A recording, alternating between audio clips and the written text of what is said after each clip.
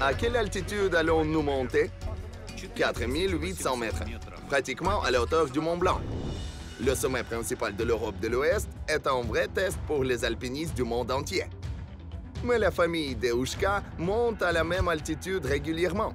Pas à la recherche d'aventure, pas pour se vanter, mais pour faire son travail.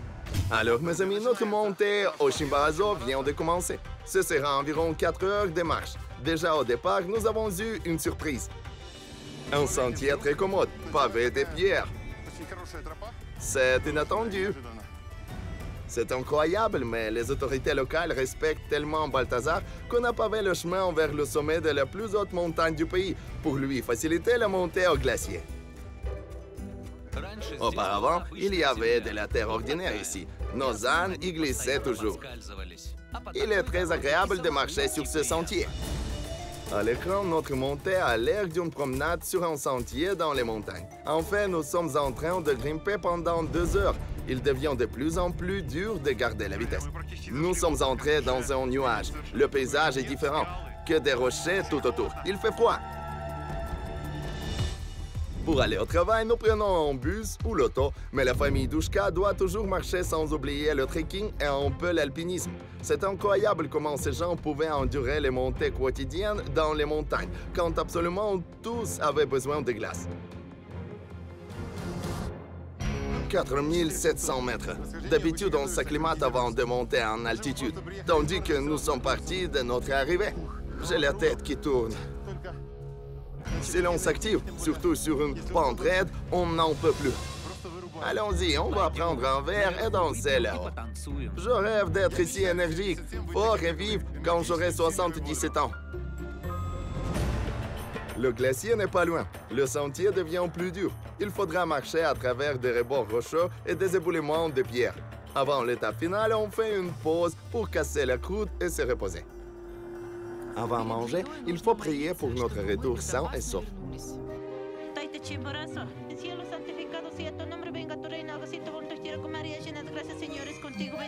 C'est pour que le Chimborazo soit bienveillant? Oui. Voudriez-vous manger du pain complet et du saucisson ukrainien? Très bon et consistant. Merci. Servez-vous. Prenez de grands morceaux. Aïe, je vais manger ça moi-même. Vous croyez que le Chimborazo est vivant ou vivante? C'est masculin ou féminin? Masculin. Et cet homme, le volcan Chimborazo, il est capable de quoi?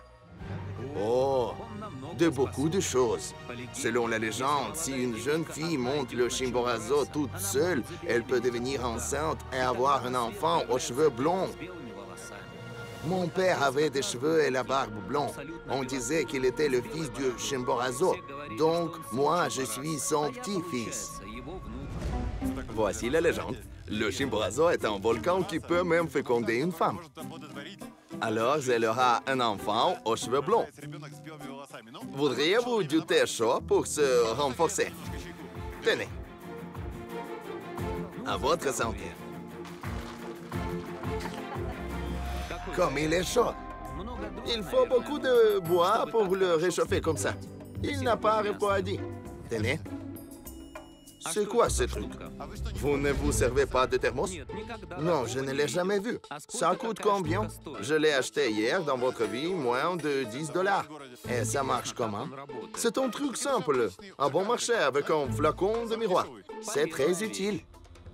On est habitué que les tribus sauvages peuvent ne pas savoir tous les avantages de la civilisation. Assez souvent, notre équipement leur semblait fantastique.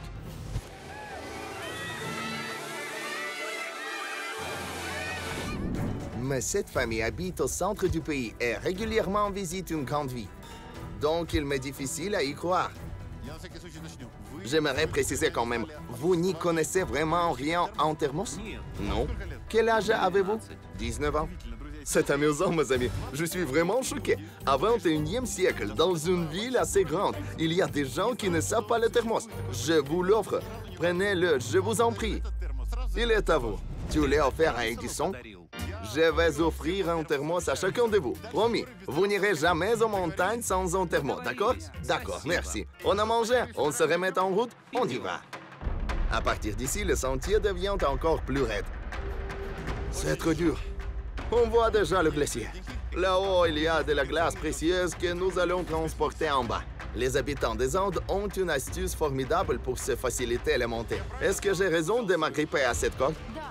Oui, cramponne-toi à l'âne et tu seras moins fatigué.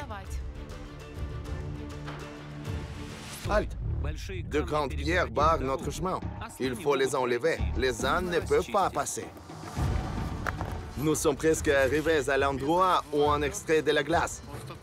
Mais une grosse pierre apparaît le chemin et les ânes ne peuvent pas contourner cet obstacle. Alors, Juan et Balthazar se mettent à dégager le chemin et à changer la direction du sentier. Juste dans 5 ou 7 minutes, un nouveau sentier est prêt.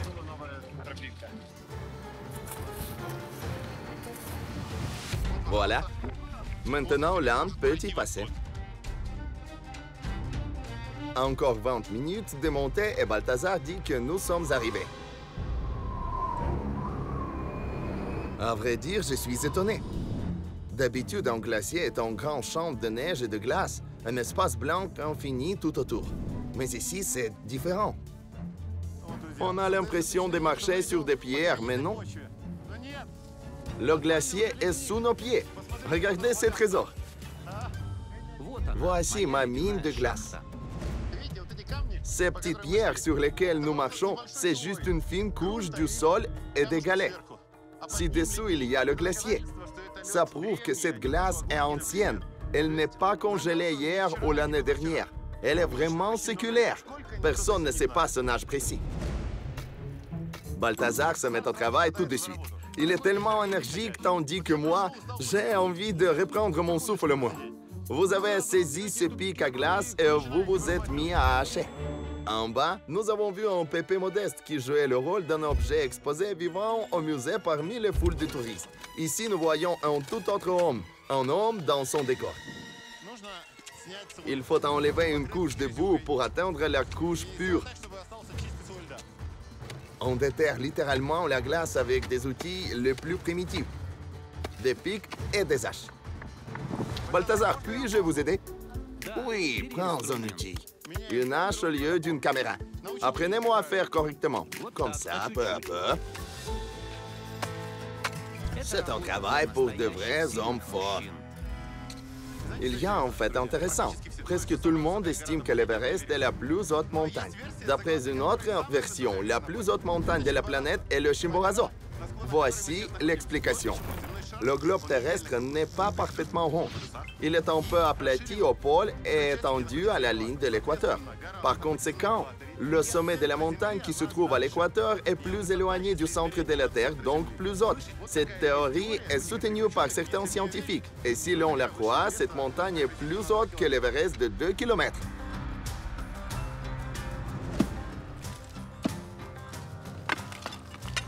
Oh là là! Quel énorme morceau de glace! Un âne, quel poids peut-il porter à la fois? Avec deux ânes, nous pouvons livrer 60 kilos à la fois. Pourriez-vous dire combien de fois vous êtes monté le Chimborazo durant toute votre vie? Presque chaque jour pendant 60 années. 100 jours de fête. J'ai calculé. Vous êtes monté 21 900 fois. C'est vrai? Formidable, je n'ai jamais compté ça, moi. Vous extrayez 10 morceaux par jour, vous dites oui. Ça fait 216 000 cubes de glace. Il est difficile même d'imaginer une telle quantité. Si l'on range ces cubes en ligne, elle sera plus que 100 km de long. Ça suffirait par exemple pour bâtir une ville de glace assez grande. Et tout ça a été extrait par un seul homme modeste. Êtes-vous allé à l'école?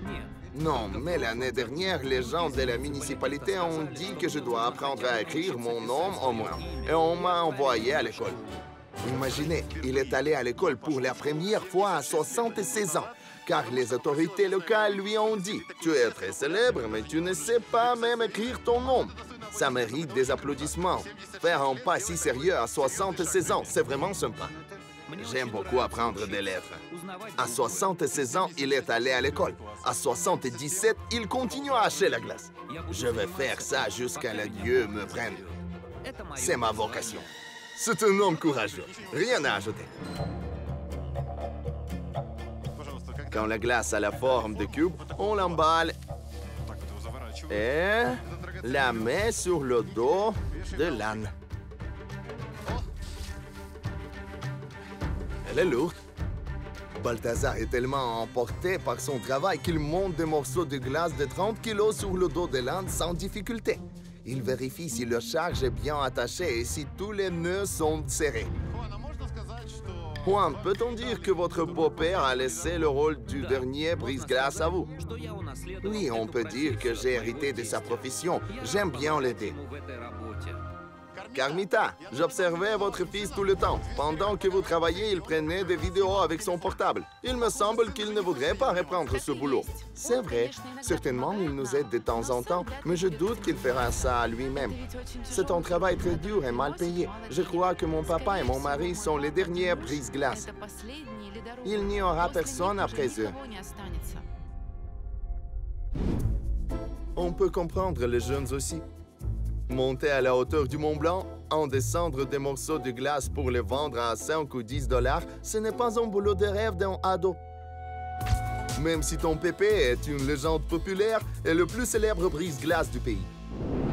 Je voudrais prendre une photo de vous avec vos outils et votre proie, la glace. C'est une idée stratégique fort importante, car j'ai une idée qui peut changer le destin de cet homme. Embrassez la glace pour une seconde. Merci bien. J'ai décidé de garder mon idée secrète un peu. En envisageant l'avenir, je veux dire que nous ne planifions pas simplement améliorer la vie de Balthazar. Nous avons eu l'idée de faire l'extraction de la glace au Chimborazo rentable et la profession de brise-glace nécessaire pour le monde contemporain. Si les gens avaient besoin de ma glace, j'y monterais plus souvent. Je suis heureuse ici.